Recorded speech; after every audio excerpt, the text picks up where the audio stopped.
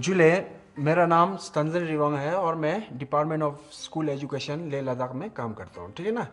आज हम क्या करेंगे, फ्रस्टम। ठीक है ना।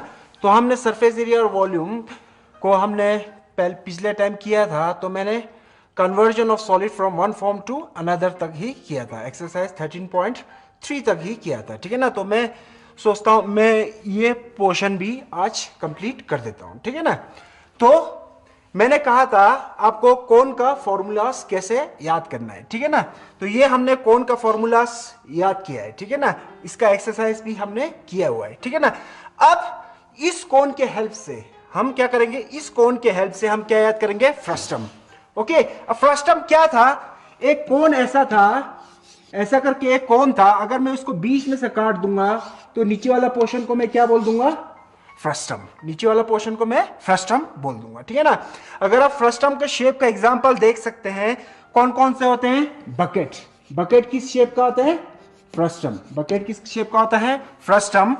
और टोपी, कैप जिसको आप कहते हैं, कैप भी किस शेप में होता है, फ्रस्टम शेप में होते हैं। ठीक है ना। और ग्लास, ग्लास भी क्या है, एक फ्रस्टम का शेप है। ठीक है ना। अगर आप टम्बलर देखते हो, ग्लास जिसमें आप पानी पीते हो, वो भी किस शेप का है, फ्रस्टम। ओके। तो अब मैं कोन की हेल्प से आपको फ्रस्टम का फॉर्मूलास कैसे याद करना है वो आपको बता देते हैं। ठीक है ना। तो कोन का कर्व सरफेस एरिया क्या था, पाई आर एल। इसमें एक ही रेडियस था। ओके। अब जब मैं फ्रस्टम को देखूंगा, इस रेडियस यहां पर कितना सर्कुलर पोर्शन है, यहां पर 2 सर्कुलर पोर्शन है। ये अगर दोनों ही सर्कुलर पोर्शन सेम हो जाएंगे तो उसको मैं फ्रस्टम नहीं कहूंगा, उसको मैं फ्रस्टम नहीं कहूंगा, उसको मैं सिलेंडर कहूंगा। ठीक है ना। अगर ये सर्कुलर पोर्शन और ये सर्कुलर पोर्शन डिफरेंट होंगे, इनके साइज डिफरेंट होंगे, तो वो शेप को मैं क्या बोल दूंगा, फ्रस्टम बोल दूंगा। ठीक है ना। अब इसमें इस केस में क्या होंगे, 2 रेडियस, एक बड़ा वाला रेडियस सर्कुलर पोर्शन का बड़ा वाला रेडियस और एक छोटा सर्कल का छोटा रेडियस। ठीक है ना। अब इसका फॉर्मूला था पाई आर एल। इसका कर्व सरफेस एरिया मींस जो कर्व पोर्शन होता है उसका एरिया क्या था, पाई आर एल। ठीक है ना। अब इसी रेडियस को के बदले में क्या लिख दूंगा, यहां पर R1 प्लस R2 लिख दूंगा। ठीक है ना। आपको यह याद रखना है, R1 प्लस R2 को याद रखना है। ठीक है ना। R के बदले R1 प्लस R2, बाकी सेम। ठीक है ना। और इसका टोटल सरफेस एरिया क्या हो जाएंगे, टोटल सरफेस एरिया हो जाएंगे कर्व सरफेस एरिया प्लस एक सर्कल। इसका कर्व सरफेस एरिया प्लस एक सर्कल का एरिया हो जाएंगे। ठीक है ना। इसका केस में क्या हो जाएंगे, इसका भी curve surface area, curve surface area तो ये है। ठीक है ना। और यहां पर 2 सर्कल है, तो 2 सर्कल का एरिया को मैं यहां क्या कर दूंगा, जमा कर दूंगा। ठीक है ना। ओके। यहां पर एक ही सर्कल था तभी एक ही पाई आर स्क्वायर लिखा, बट यहां पर 2 सर्कल है तो pi R 1 square plus pi R 2 square को भी मैंने जमा कर दिया, तभी इसका टोटल सरफेस एरिया आ जाएंगे। ठीक है ना। इसका टोटल सरफेस एरिया आ जाएंगे। ठीक है ना। तो ये पोर्शन आपको याद करना इजी हो जाएंगे। कर्व पे 2 सर्कल को जमा कर दीजिए। ओके। चलिए अब इसका वॉल्यूम क्या था, 1/3 of pi are square h, मतलब सिलेंडर का 1/3 था। ओके।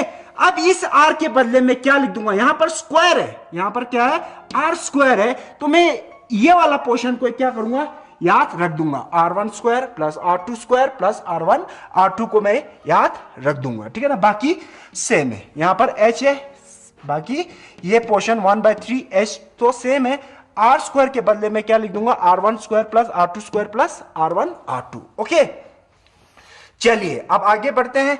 इसका जो ये L क्या था, L इसका स्लांट हाइट, इसका क्या था, L स्लांट हाइट। L को हमने कैसे निकाला था, स्लांट हाइट मींस एक राइट एंगल ट्राइंगल, एक राइट एंगल ट्राइंगल को देखा तो उसमें पाइथागोरस थ्योरम लगा के मैंने स्लांट हाइट का फॉर्मूला इस तरह से बन जाते हैं। ठीक है ना। हाइपोटेन्यूज का square is equal to perpendicular square plus base square का अंडर रूट, होल का अंडर रूट। ठीक है ना। अब इस केस में भी ये R के बदले में क्या लिख दूंगा, R1 माइनस R2। वो क्यों होंगे, क्योंकि अगर मैं यहां पर एक राइट एंगल ट्राइंगल ऐसा करके बनाऊंगा, ऐसा करके राइट एंगल ट्राइंगल ऐसा करके बनाऊंगा, तो ये लेंथ क्या हो जाएंगे, पूरा में से R2 को माइनस कर दूंगा तो ये बन जाएंगे R1 माइनस R2। ओके, तो यहां पर भी हो जाएंगे H, ये वाला पोर्शन हो जाएंगे R1 माइनस R2। तो यहां पर ये राइट एंगल ट्राइंगल बन रहे हैं, तो इस पे पाइथागोरस थ्योरम लगाऊंगा तो L को बराबर ये आ जाएंगे। ठीक है ना, तो इस तरह से आपको फॉर्मूला याद रखना है। इसके बदले R1 प्लस R2, इसके बदले R1 प्लस R2 लिख देंगे, और दो सर्कल है तो पाई R1 स्क्वायर प्लस पाई R2 स्क्वायर। ठीक है ना, अब इस R के बदले में यहां पर स्क्वायर है तो R1 square plus R2 square plus R1 R2, इस तरह से आपको फॉर्मूला याद करना है, एक रिलेशन बना के आपको याद करना है। ठीक है ना, हमें कुछ चीज कब याद रहते हैं, जब हम किसी चीज को किसी के साथ जोड़ते हैं, किसी के मुताबिक याद करते हैं, तो हमें ज्यादा जल्दी याद हो जाते हैं और कभी भूलते नहीं है। ठीक है ना, तो अब हम आगे बढ़ते हैं क्वेश्चन की ओर। ठीक है ना, पेज नंबर 269 एक्सरसाइज 13.4। ठीक है ना, अब इसका फर्स्ट क्वेश्चन क्या कह रहा है, a drinking glass is in the shape of frustum. तो मैंने आपको कहा फ्रस्टम का एक शेप क्या होता है, एक ग्लास भी, जो ग्लास ड्रिंकिंग ग्लास है वो किस शेप में होता है, फ्रस्टम शेप में होता है। ठीक है ना, और frustum of a cone of height 14 centimetre. तो ये ग्लास बनाया हुआ है, एक ड्रिंकिंग ग्लास है, इसका हाइट कितना है 14 सेंटीमीटर। ठीक है ना, the diameter of its two circular ends are 4 centimetre and 2 centimetre. तो इस ग्लास का दो सर्कुलर एंड है, एक ऊपर वाला और एक नीचे वाला, तो इसका डायमीटर कितना कितना दिया हुआ है 4 सेंटीमीटर, और नीचे वाला डायमीटर कितना है 2 सेंटीमीटर। ठीक है ना, अब डायमीटर दिया है तो रेडियस कितना होंगे बच्चों, रेडियस डायमीटर का आधा हो जाएंगे, तो रेडियस 1 कितना हो जाएंगे, डायमीटर का आधा, d1/2 is equal to 4/2 is equal to कितना हो जाएंगे 2 सेंटीमीटर। तो रेडियस, इसका रेडियस कितना हो जाएंगे 2 सेंटीमीटर, और इसका रेडियस 2 कितना हो जाएंगे, डायमीटर का आधा means 2 divided by 2 is equal to 1 centimetre. तो एक रेडियस हो जाएंगे 2 सेंटीमीटर, इसका रेडियस हो जाएंगे 2, यहां से इसका रेडियस मतलब ये वाला पोर्शन कितना हो जाएंगे एक 2 सेंटीमीटर, और रेडियस 2 कितना हो जाएंगे 1 सेंटीमीटर। ठीक है ना, अब जब भी क्वेश्चन करेंगे, जब रेडियस 1 वाला को, बड़ा वाला रेडियस सर्कुलर पोर्शन को हम R1 बोल देंगे, और छोटा वाला सर्कुलर पोर्शन का जो रेडियस होंगे उसको R2 बोलेंगे। ठीक है ना, ऐसा नहीं करना है कि बड़े वाले को मैं R2 बोल दूंगा और छोटे वाले को R1 बोल दूंगा, ऐसा नहीं करना है। ठीक है ना, बड़े वाले सर्कुलर पोर्शन के जो रेडियस होंगे उसको R1 बोलेंगे और छोटे वाले को R2 बोलेंगे। ठीक है ना, तो ये भी आपको ध्यान में रखना है। ठीक है ना, फिर उसके बाद find the capacity of the glass. Capacity मतलब क्या होता है, वॉल्यूम। कैपेसिटी मतलब क्या होता है, वॉल्यूम। इस ग्लास का कैपेसिटी कितना है, कितना पानी इसके अंदर फिट आ जाएंगे। ठीक है ना, तो कैपेसिटी ऑफ द ग्लास निकालना है हमें, क्या निकालना है, कैपेसिटी ऑफ ग्लास। ग्लास का capacity means is equal to volume of frustum. Frustum का ही वॉल्यूम होंगे क्योंकि ग्लास किस शेप में होते हैं, फ्रस्टम शेप में होते हैं। ठीक है ना, तो ये volume of, capacity of glass बराबर वॉल्यूम ऑफ फ्रस्टम। ग्लास का कैपेसिटी मींस फ्रस्टम का वॉल्यूम, क्योंकि ग्लास फ्रस्टम शेप में होते हैं। ठीक है ना, तो वॉल्यूम ऑफ फ्रस्टम क्या होते हैं बच्चों, फॉर्मूला मैंने आपको कौन के हेल्प से याद करने के लिए कहा, 1/3 तो सेम है, पाई भी सेम है, वहां पर था पाई R square H, R square के बदले मुझे क्या लिखना है, R1 square plus R2 square plus R1 and R2 into H। तो ये हो जाएंगे क्या, वॉल्यूम ऑफ फ्रस्टम का फॉर्मूले। तो ये फॉर्मूले आपको सही से याद हो जाना चाहिए। ठीक है ना, उसके बाद इसमें वैल्यू पुट कर देना है, इसके बाद इसमें वैल्यू पुट कर देना। पाई कितना होते हैं बच्चों, 22 डिवाइडेड बाय 7 इंटू R1 कितना है, रेडियस 1 इज 2 सेंटीमीटर, 2 का स्क्वायर प्लस R2 इज 1 का square plus R1 R2 is 2 into 1 bracket close. और हाइट कितना है इस फ्रस्टम का, इसका हाइट है 14 सेंटीमीटर, तो यहां पर मैं 14 लिख देता हूं। ठीक है ना, अब कैसा करेंगे, बोर्ड मास के मुताबिक पहले ब्रैकेट को हम सॉल्व करेंगे। तो पहले हम क्या करेंगे, ब्रैकेट को करेंगे। ठीक है ना, तो ये आ जाएंगे 22 डिवाइडेड बाय 7 इंटू 2 का स्क्वायर इज 4 प्लस 1 का स्क्वायर इज 1, 2 1 जा 2 इंटू 14। ठीक है ना, अब 4 प्लस 1 इज 5, 5 प्लस 2 इज 7, तो ये कितना आ जाएंगे 7। तो इसके मिटा के मैं क्या लिख दूंगा यहां पर 7। ठीक है ना। अब 7 7 कट और बचा है क्या 22 इंटू 14 डिवाइडेड बाय 3। तो ये आ जाएंगे कितना 22 को जब मैं 14 से मल्टीप्लाई करूंगा तो कितना आ जाएंगे 308। नीचे क्या बचा है 3, तो ये बराबर कितना आ जाएंगे 308 और नीचे क्या बचा हुआ 3, नीचे क्या बचा हुआ 3। बुक में आंसर है किसमें मिक्स फ्रैक्शन में, तो उसको मिक्स फ्रैक्शन में आप चेंज कर सकते हो, ऐसा करके उसको डिवाइड करना है। इसको 3 डिवाइडेड बाय 308, ठीक है ना। 3 10 30, 3 2 6, तो यहां पर आ गया 306, यहां पर बचा है 2, तो यहां पर क्या आ गया इसको मिक्स फ्रैक्शन में, तो यहां पर लिख दूंगा 3, तो मैं नीचे लिखूंगा 102 और ये रिमाइंडर क्या है 2, रिमाइंडर क्या है 2। तो ये क्या है कैपेसिटी मींस वॉल्यूम, वॉल्यूम किस में होना चाहिए क्यूब में होना चाहिए, तो ये सेंटीमीटर है, तो यहां पर मैं क्या लिख दूंगा सेंटीमीटर क्यूब, ठीक है ना। तो इसको मैं किस में लिखूंगा सेंटीमीटर क्यूब, क्योंकि ये एक वॉल्यूम है, ठीक है ना। हमारा डायमेंशन किस में है सेंटीमीटर में, तो वॉल्यूम किस में होना चाहिए क्यूब में, तो सेंटीमीटर का क्यूब, ठीक है ना। और लास्ट में लिख दीजिए the capacity of the glass is this cube, ठीक है ना। The capacity of glass is 102/3 centimetre cube, ऐसा करके आंसर। ओके, तो अब हम आगे बढ़ते हैं क्वेश्चन नंबर 2, ठीक है ना। तो क्वेश्चन नंबर 2 क्या कह रहे हैं बच्चों, the slant height of a frustum of cone is 4 centimetre, ठीक है ना। तो एक फ्रस्टम ऑफ कोन मैंने बना दिया, ठीक है ना। तो इसका स्लांट हाइट मींस ये वाला पोर्शन को हम क्या कहते हैं स्लांट हाइट। तो इसका स्लांट हाइट कितना दिया हुआ है 4 सेंटीमीटर, तो इसका स्लांट हाइट कितना दिया हुआ है 4 centimetre. The perimeter of its 2 circular ends, तो इस फ्रस्टम पे 2 सर्कुलर एंड्स है, इस साइड भी एक सर्कल है, इस साइड भी एक सर्कल है। तो इसका पेरीमीटर, मतलब पेरीमीटर मींस ये बाउंड्री लेंथ, ये बाउंड्री लेंथ को हम क्या कहेंगे पेरीमीटर। तो ये पेरीमीटर कितना दिया हुआ है 18 सेंटीमीटर। तो इसी पेरीमीटर को मैं क्या कहता हूं सरकमफ्रेंस, इसी पेरीमीटर को मैं सरकमफ्रेंस कहता हूं। तो इसको मैं C1 लिख देता हूं, ठीक है ना, क्योंकि पेरीमीटर को हम सर्कुलर पोर्शन में क्या कहते हैं सरकमफ्रेंस, सरकमफ्रेंस को मैं C1 लिख दिया, ठीक है ना। तो दूसरा सर्कुलर एंड का पेरीमीटर कितना है 6 सेंटीमीटर, तो इसको मैं C2 लिख देता हूं दूसरा सरकमफ्रेंस, ये वाला पोर्शन को, ठीक है ना। अब हमें पता है circumference 1 is equal to 2 pi R1 क्यों बच्चों, क्योंकि इस रेडियस बड़े वाला सर्कुलर को मैं R1 बोल दूंगा और छोटे वाले को मैं R2 बोल दूंगा, ठीक है ना। तो सरकमफ्रेंस ऑफ अ सर्कल का फॉर्मूला क्या आता है पाई R1। तो ये बराबर कितना दिया हुआ है हमें 18 दिया हुआ है, कितना दिया हुआ है 18। तो यहां से हमें R1 कितना मिल रहा है 18 डिवाइडेड बाय 2 पाई, ठीक है ना। ये 2 पाई को मैं इस साइड ले जाऊंगा तो डिवाइड में चले जाएंगे, तो इतना हमारा R1 आ जाएंगे, ठीक है ना। इतना सेंटीमीटर, क्योंकि सब चीज किसमें है सेंटीमीटर में, ठीक है ना। अगर मैं C2 को देखूंगा, दूसरा वाला सरकमफ्रेंस को देखूंगा, इसका फॉर्मूला क्या आ जाएंगे 2 पाई R2, क्योंकि सर्कुलर पोर्शन का सरकमफ्रेंस का फॉर्मूला क्या होता है 2 पाई R। अब यहां पर R क्या है R2। ओके, तो ये कितना दिया हुआ बच्चों, ये दिया हुआ 6, ठीक है ना। तो R2 बराबर कितना आ जाएंगे 6 डिवाइडेड बाय 2 पाई सेंटीमीटर, ठीक है ना।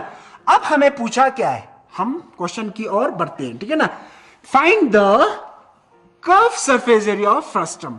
तो फ्रस्टम का कर्व सरफेस एरिया का फॉर्मूला क्या आता है, curve surface area of frustum क्या आता है, ऑफ फ्रस्टम का फॉर्मूला क्या होते हैं बच्चों याद कीजिए, ये होता है पाई R1 plus R2 into L, क्योंकि कौन का क्या था पाई RL, तो इसका R की जगह में R1 प्लस R2 लिख दूंगा।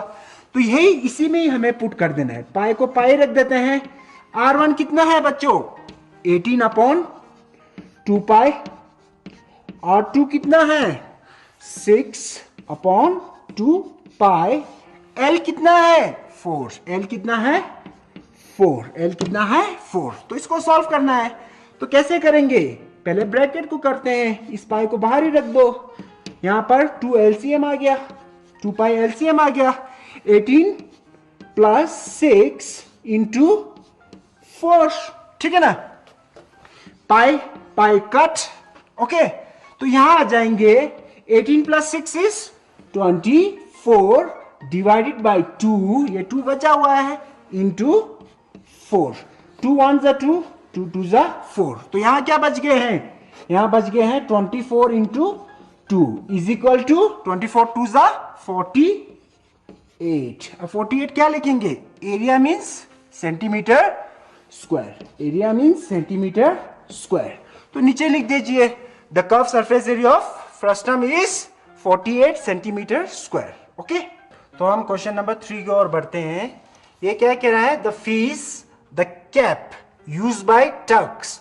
टर्क किसको कहते हैं, टर्की वाले को टर्क कहते हैं, ठीक है ना। इंडिया वाले को इंडियन कहते हैं, उस तरह टर्की वाले को ट्रक्स कहते हैं। तो ट्रक्स जो कैप यूज करते हैं is shape like frustum of a cone. तो ये एक टोपी है, ठीक है ना, जो टर्की लोग पहनते हैं। तो किस शेप में है, फ्रस्टम शेप में है, ठीक है ना। If its radius on open side, तो टोपी कैसा होंगे, ये होंगे ओपन साइड, ये वाला ओपन होंगे, तभी इसमें से सिर घुसाएंगे, ठीक है ना। तो उसका रेडियस कितना है, the radius on open side is 10 centimetre. तो ओपन साइड को मैंने क्या ले लिया, R1। R1 इस फ्रस्टम का बड़ा वाला सर्कुलर पोर्शन का रेडियस को मैं R1 लूंगा, छोटे वाले को R2 लूंगा, ठीक है ना, हर समय। ओके, तो इस R1 कितना है, 10 सेंटीमीटर। तो ओपन साइड का रेडियस 10 सेंटीमीटर। अपर बेस का रेडियस कितना है, ऊपर वाला रेडियस कितना है, ये वाला रेडियस 4 सेंटीमीटर, ठीक है ना। And it's slant height is 15 centimetre. तो ये वाला पोर्शन स्लांट हाइट हो जाएंगे, तो ये कितना है, 15 सेंटीमीटर। तो हमें क्या पूछा है बच्चों, find the area of material use for making it. अब इस टोपी को बनाने में कपड़े कहां कहां किया होगा, इसका कर्व में किया होगा, ये तो खाली है, और ये वाला पोर्शन काउंट होंगे, ठीक है ना। तो यहां लिख दूंगा मैं क्या, area of material, area of material, ठीक है ना, इज इक्वल टू, ये किसके बराबर होंगे बच्चों, आप बताइए। ये वाला curve surface area, curve surface area plus ये वाला तो नहीं गिनेंगे, ये वाला सर्कल गिनेंगे, क्योंकि कपड़ा तो यहां गया है ना, नीचे से तो खाली है, ठीक है ना, यहां तो कपड़ा है नहीं। तो ये वाला पोर्शन का एरिया, ये एरिया क्या है, एक सर्कल का एरिया, पाई R2 स्क्वायर। ओके, ठीक है ना। अब इसमें पुट कर दीजिए, कर्व सरफेस एरिया कितना होता है बच्चों, फ्रस्टम का पाई R1 plus R2 into L। तो ये हो गया curve surface area, plus R, ये पाई R2 स्क्वायर, पाई R2 स्क्वायर, ठीक है ना। अब इसमें से कुछ कॉमन आ रहा है, देख लीजिए, ये पाई और ये पाई क्या है, कॉमन। तो यहां से मैं क्या ले लूंगा, पाई को बाहर कॉमन ले लूंगा, ठीक है ना। तो यहां बच जाएंगे R1 प्लस R2 ब्रैकेट, यहां पर भी स्मॉल, अंदर भी एक bracket L, okay, plus R2 का स्क्वायर, ब्रैकेट क्लोज, ठीक है ना। अब इसमें पुट कर दीजिए वैल्यू, ठीक है ना। पाई को अभी ऐसे ही रख देते हैं। R1 कितना है बच्चों, 10, R1 कितना है 10, R2 है 4, ब्रैकेट क्लोज, L कितना है 15, प्लस R2 कितना है बच्चों 4 का स्क्वायर, ठीक है ना। यहां पर R स्क्वायर मीन्स 4 का स्क्वायर, ठीक है ना। तो ब्रैकेट को पहले सॉल्व कर देते हैं, पहले ये वाला पोर्शन को कर देते हैं। तो यहां आ गया बच्चों पाई ब्रैकेट 10 प्लस 4 इज 14 इंटू, यहां पर बीच में क्या है, मल्टीप्लाई, इंटू 15 प्लस 4 का स्क्वायर इज 16। 4 का स्क्वायर कितना होता है 16, ठीक है ना। ओके, चलिए अब 14 इंटू 15 कितना होता है, 14 15 जा कितना होता है, मल्टीप्लाई कीजिए, 14 इंटू 15 करेंगे तो 210 प्लस 16, इसको 16 जमा करना है, ठीक है ना। अब 210 प्लस 16 कितना होता है बच्चों, 210 प्लस 16 इज 226, ठीक है ना। तो यहां पर ये आ जाएंगे कितने, पाई कितना है, पाई का वैल्यू 22/7, ये पाई का वैल्यू कितना है 22/7 इंटू 226। ओके, 226 इंटू 22 करूंगा तो कितना आ जाएंगे 4972, कितना आ जाएंगे 4972 डिवाइडेड बाय 7, ठीक है ना। अब आंसर किस में है, मिक्स फ्रैक्शन में है, तो मिक्स फ्रैक्शन में चेंज कर देते हैं।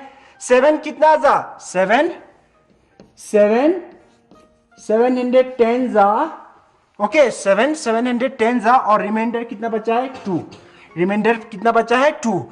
अब ये क्या है, एरिया हर चीज किस में है, सेंटीमीटर में, तो यहां क्या लिख दूंगा, सेंटीमीटर स्क्वायर, ठीक है ना। अब नीचे लिख दीजिए यहां पर क्या, the area of material use for making it is 710 2/7 centimetre square, ठीक है ना। तो इस तरह से आपको लिख देना है, ओके। तो अब हम आगे बढ़ते हैं क्वेश्चन नंबर 5 की ओर, ठीक है ना। तो ये क्वेश्चन नंबर 5 क्या कह रहे हैं, राइट सर्कुलर कोन, एक कोन है, ठीक है ना, ऑफ 20 सेंटीमीटर हाई, इसका हाइट कितना है 20 सेंटीमीटर, मतलब यहां से यहां तक का डिस्टेंस कितना है 20 सेंटीमीटर। तो इस कोन का हाइट कितना है बच्चों, 20 सेंटीमीटर, ठीक है ना। एंड वर्टिकल एंगल 60, तो इस कोन का जो ऊपर वाला एंगल है ये कितना है 60 डिग्री, ठीक है ना। इस कट इंटू 2 पार्ट्स, अब इस कोन को क्या कर दिया है, 20 से काट दिया, ऐसा करके 20 से काट दिया है, कट इंटू 2 पार्ट्स कर दिया है at the middle of its height. तो इसका हाइट के बीच में से, जैसे ये 20 था तो 20 की 20 से काट दिया, मतलब 10 सेंटीमीटर, नीचे से 10 सेंटीमीटर और ऊपर से 10 सेंटीमीटर नीचे की तरफ इस 20 से काट दिया है, ठीक है ना। इसको काट के in the by a plane to its base, ठीक है ना। If the frustum so obtained be drawn into a wire of diameter 1/16 centimetre, ठीक है ना। अब जब इसको यहां से काट दिया है, ऊपर वाला पोर्शन को तो फेंक दिया है, नीचे वाला जो पोर्शन, जो नीचे जो फ्रस्टम बचा है, नीचे जो फ्रस्टम बचा है, इस फ्रस्टम को क्या कर दिया है, चेंज करके इसको वायर शेप में बना दिया है, ठीक है ना। अब इस वायर जो, मतलब इसका वॉल्यूम और इसका वॉल्यूम क्या हो जाएंगे, बराबर हो जाएंगे, ठीक है ना। अब ये फ्रस्टम है हमारा पास, इस फ्रस्टम का हमें हाइट पता है, यहां से यहां तक का डिस्टेंस हमें पता है। कैसे पता है बच्चों, क्योंकि ये 20 से काटा है, तो बीच मतलब यहां से यहां तक का पोर्शन कितना होना चाहिए, 10 होना चाहिए, ये कितना होना चाहिए 10 सेंटीमीटर, मतलब इस फ्रस्टम का हमें हाइट कितना पता चल गया, 10 सेंटीमीटर, ठीक है ना। फिर उसके बाद बट इस फ्रस्टम को मैं जब देखूंगा, इसका रेडियस, ये वाला रेडियस और ये वाला रेडियस, ये मुझे नहीं पता है, ये मुझे नहीं पता है। अब इसको मैं कैसे निकालूंगा, इसको मैं कैसे निकालूंगा, इसको मैं ट्रिग्नोमेट्री के हेल्प से निकालूंगा, ठीक है ना। आपने ट्रिग्नोमेट्री चैप्टर पढ़े होंगे, ठीक है ना। ट्रिग्नोमेट्री वो चैप्टर है जिसपे राइट एंगल ट्रायंगल के ऊपर बेस्ड है, ठीक है ना। तो ट्रिग्नोमेट्री के हेल्प से ये R1 और R2 में निकालूंगा, ठीक है ना। जब इसको 20 से काटने से पहले, ये 20 से इसको काटा है, तो यहां पर एक बीच में क्या बन रहा है, राइट एंगल ट्रायंगल बन रहे हैं, यहां पर क्या बन रहे हैं, राइट एंगल ट्रायंगल बन रहे हैं। तो इसका हाइट कितना हो जाएंगे, ये पूरा तो 20 है, बीच यहां तक 10 हो जाएंगे, ये तो 10 हो जाएंगे। ये एंगल कितना है, पूरा तो 60 डिग्री है, बट ये आधा कितना हो जाएंगे, 30 हो जाएंगे, ठीक है ना। तो इस राइट एंगल ट्रायंगल के हेल्प से मुझे, ये अगर एंगल है तो ये क्या हो जाएंगे बच्चों, एंगल के ऑपोजिट परपेंडिकुलर, और ये वाला पोर्शन बेस हो जाएंगे, ठीक है ना। तो मैं राइट एंगल ट्रायंगल के हेल्प से, अभी राइट एंगल के ट्रायंगल के हेल्प से मैं क्या कहूंगा, 10 का फॉर्मूला लगाऊंगा, 10 30 is equal to perpendicular upon base, okay. मुझे पता है क्या, 10 30 का वैल्यू कितना होता है, 1/√3, ये कितना होता है 1/√3 इज इक्वल टू, अब इस केस में परपेंडिकुलर क्या है, इसमें ये वाला ऑपोजिट वाला पोर्शन परपेंडिकुलर हो जाएंगे, ये है R1, ओके। बेस कितना है, बेस है 10, बेस कितना है 10, ओके। तो यहां से मेरा R1 कितना आ रहा है बच्चों, 10/√3, R1 कितना आ रहा है मेरा, 10/√3, ओके। अब नेक्स्ट, अभी मैंने ये ट्रायंगल को देखा, अब मैं क्या करूंगा, ये पूरे ट्रायंगल को देखूंगा। इस पूरे ट्रायंगल को जब मैं देखूंगा तो मुझे ये R2 भी मिल जाएंगे इसी तरह से, ठीक है ना।